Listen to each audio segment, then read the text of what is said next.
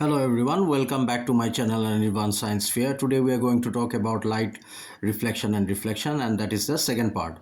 We will begin with sign convention. In this convention, the pole P of the mirror is taken as the origin. The principal axis of the mirror is taken as the x-axis of the coordinate system. So you can see, if you are drawing a concave mirror, the principal axis, then we have the P is the pole,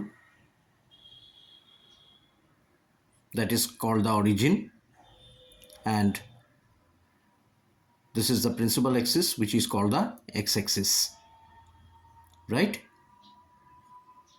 The conventions are as follows.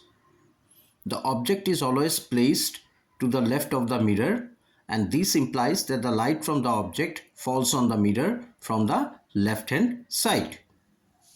Clear?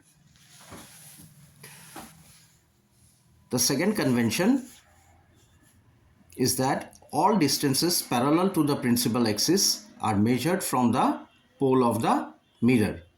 So whether the distances are on the left side or the right side, it does not matter, but all distances parallel to the principal axis are measured from the pole of the mirror. All the distances are measured to the right of the origin along x-axis are taken as positive, while those measured to the left of the origin along x-axis are taken as negative. Clear? Then the fourth point is that distances measured perpendicular to and above the principal axis along y-axis are taken as positive. That is, anything above the principal axis, that distance is positive. Alright? Whereas the distances measured perpendicular to and below the principal axis along y-axis are taken as negative. So distances measured above the principal axis are positive and distances measured below the principal axis are negative. Now let us see in a diagram. We have drawn a concave mirror where P is the pole and the principal axis is the x coordinate. We place an object AB to the left of the pole, and the incident rays of lights are directed from the object to the mirror. Clear? Okay. Next, the distance from the pole towards the object is taken as negative. So if we see this in the diagram, it will be clear to all of us that the distance measured from the pole to the object is negative.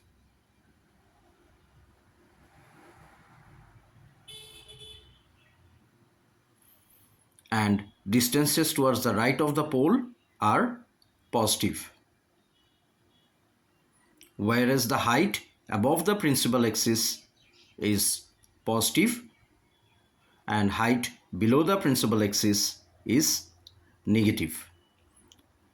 I hope this sign convention is clear to you all, my dear students. This is important to remember because it will help you in your exam.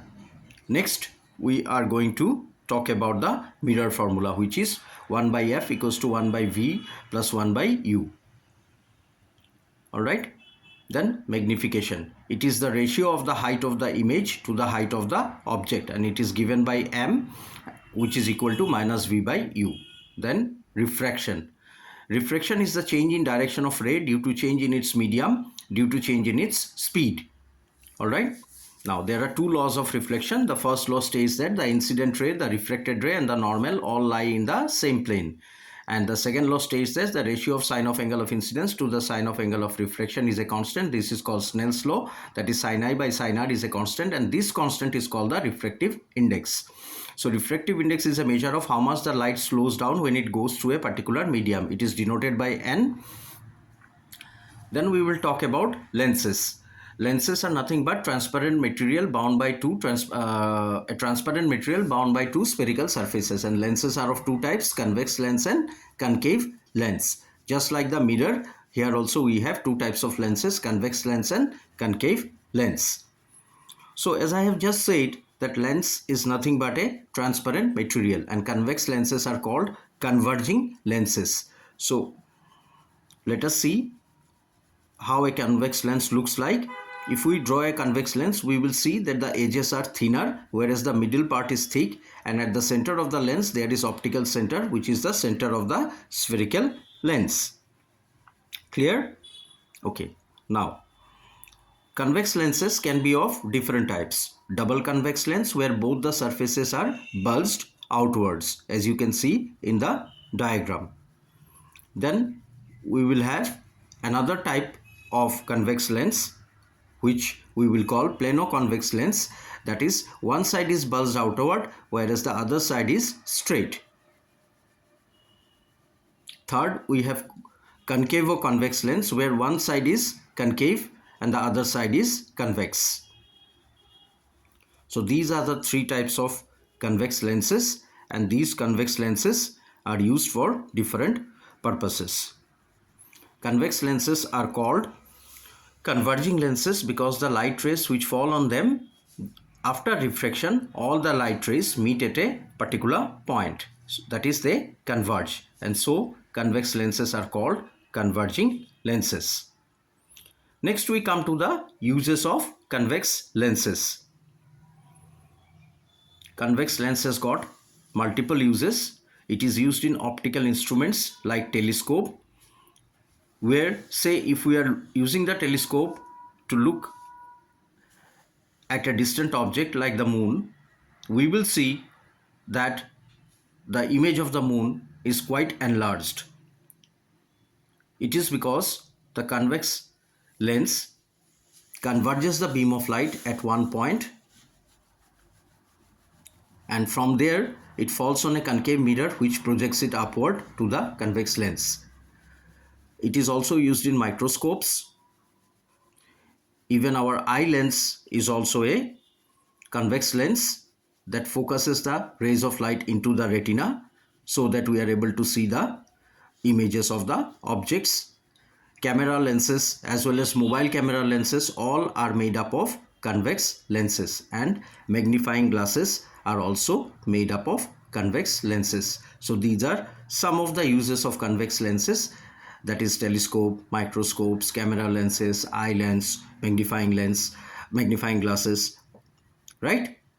Next, we will see image formation in case of a lens, and there are 6 situations for a convex lens. Out of this, in 5 of the situations, the nature is real and inverted, and in 1 situation it is virtual and erect. Similarly, in case of concave lens also, there are 2 situations, and in both the situations the nature of the image is virtual and erect, wherever be the position of the object. Then concave lenses. Concave lenses are diverging lenses. They are called diverging lenses. Let us see the diagram of a concave lens. We will see that the edge is thick, where the inner part, the middle part is thinner, and there is an optical center. Clear? Now, concave lenses are also of different types, like double concave lens, where both the surfaces are curved inwards. Then convexo-concave lens, where one of the surface is curved inward and the other one is slightly bulged outward. Right? Then the third type of concave lens is plano-concave lens, where one surface is plane, that is straight, and the other one is curved inwards. So these are the 3 types of concave lenses, and concave lenses are called diverging lenses because the light rays which fall on them, after refraction, they diverge, that is, they move away from the lens. Clear? Okay, then we go to the uses of concave lenses. Concave lenses also have multiple uses. They are used in binoculars, with which we can see distant objects, not very far, but yes, at some distance from us. Then they are used in telescopes, with which we can see objects which are very, very far from us, right? Then the third use of concave lenses is eyeglasses. Of course, eyeglasses can have both type of lenses, concave and convex, and they are also used in flashlights to produce a powerful parallel beam of light, due to which we will be able to see the object around us, right? So now let us see the image formation in case of a convex lens. When the object is at infinity, we will see the image is formed at focus and it is highly diminished. When the object is at 2f1, then the image is formed between f2 and 2f2, it is diminished, real and inverted. When the object is at 2f1, then the image is formed at 2f2, it is same size, real and inverted. When the object is between 2f1 and f1, then the image is formed beyond 2f2, it is highly enlarged, real and inverted. When the object is at f1, in that case the image is formed at infinity, it is highly enlarged, real and inverted. And when the object is between f1 and o, then the image is formed on the same side as the object and it is enlarged. Drawing ray diagrams in case of a concave lens. So we are talking about a concave lens now, and we will see the rules. The rule number 1 states that when incident ray is parallel to the principal axis, then the refracted ray after refraction is extended backward and it passes from the focus F. So this is very important to remember, that in case of a concave lens, when the incident ray is parallel to the principal axis, the refracted ray extends backwards and passes from the focus. Is it clear to you, my dear students? I hope it is clear. See the diagram very nicely, as it will help you to draw ray diagrams for a concave lens. Alright? Okay. Rule number 2. When incident ray passes through optical center of the lens, refracted ray will pass without changing direction.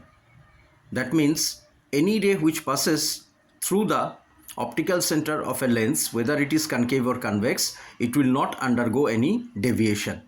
Then rule 3. When incident ray is directed at the opposite focal point, becomes parallel to the principal axis.